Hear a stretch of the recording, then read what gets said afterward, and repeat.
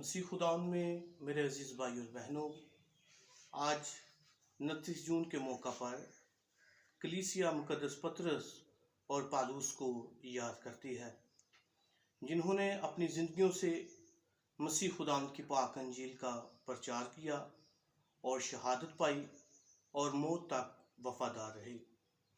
آج ہم سب سے پہلے مقدس پطرس کی زندگی پر دھیان و گیان کرتے ہیں۔ مقدس پطرس، جس کا اصلی نام شمعون تھا، یہ عبرانی زبان کا لفظ ہے۔ دوسرا نام اسے پطرس سے پکارا جاتا تھا، جو یونانی زبان کا لفظ ہے۔ تیسرا نام اسے کیفا سے پکارا جاتا تھا، یہ ارامی زبان کا لفظ ہے۔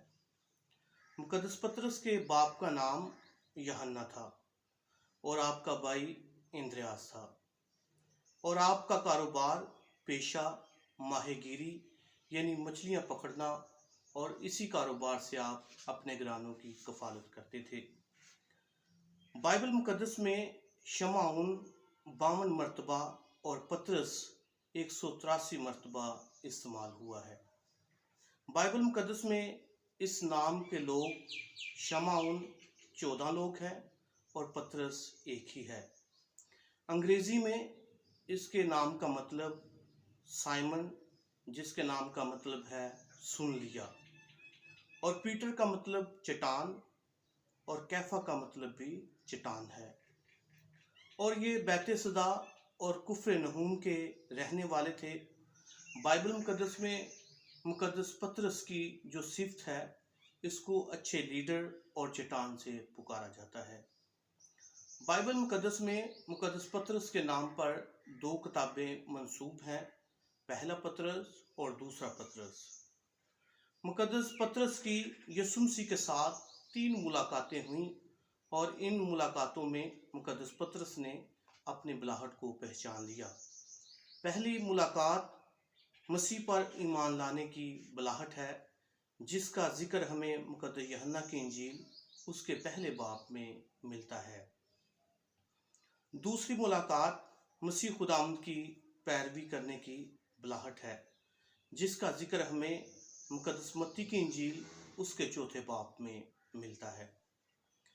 تیسری ملاقات مسیح خداوند کا شاگرد بننے کی بلاہٹ ہے، جس کا ذکر ہمیں مقدس لوکا کی انجیل اس کے 5 باب میں ملتا ہے۔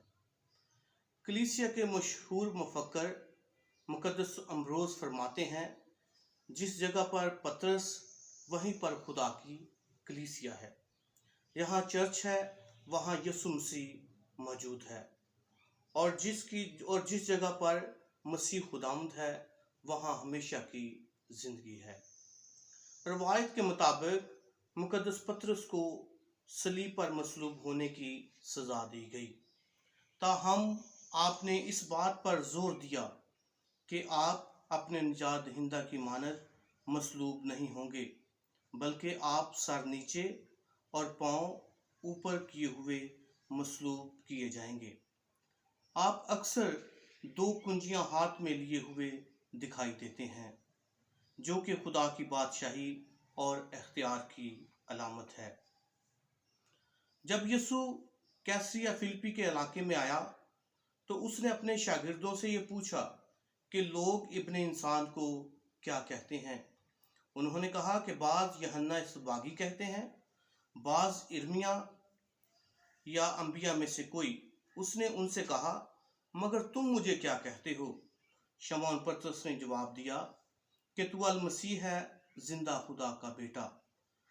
تو یسوع نے جواب میں اس سے کہا، مبارک ہے تو شمعون بر یونا، کیونکہ یہ بات جسم اور خون نے نہیں، بلکہ میرے باپ نے جو آسمان پر ہے تجھ پر ظاہر کی ہے۔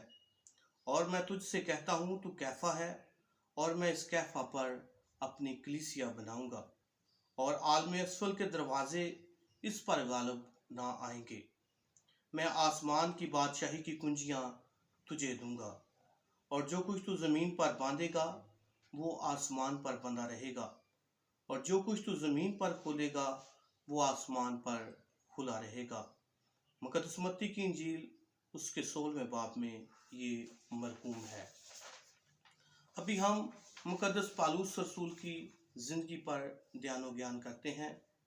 मुकद्दस पालूस रसूल अंग्रेज़ी में इसे पॉल और इसका दूसरा नाम शाऊल है, जिसके नाम का मतलब है खुदा से मांगा हुआ। मुकद्दस पालूस रसूल 4 काफ मीम में पैदा हुए। आपके बाप एक फरीसी थे और आपका ताल्लुक बेंजामिन के कबीले से था, और आप लोगों का पेशा खैमादोजी यानी खैमों को मरम्मत करना, और इसी कारोबार से आप अपने घरानों की कफालत करते थे। और आपका ताल्लुक मजहबी जमायत यानी फरीसियों से था। बाइबल मुकद्दस में आपके नाम का जिक्र 209 बार किया गया है। बाइबल मुकद्दस फरमाती है कि आप गैर शादीशुदा थे और तरसुस के रहने वाले थे। बाइबल मुकद्दस में आपकी सिफ़त ये है कि आप गैर कौमों के रसूल थे। इस नाम के लोग बाइबल मुकद्दस में 2 हैं। आपने रूमियों की कलीसिया से लेकर अब्रानियों की कलीसिया तक 14 खतूत लिखे और आपकी उम्र 71 साल हुई। आपकी बुलाहट दमिश्क की राह पर हुई जब आप मसीहियों को संसार करने और असीर करने के लिए जा रहे थे। मसीह खुदावन दमिश्क की राह पर आप पर जाहिर हुए और आपने मसीह खुदावन को मुकम्मल तौर पर कबूल कर लिया, और आप फरमाते थे कि अब मैं जिंदा न रहा बल्कि मसीह मुझ में जिंदा है।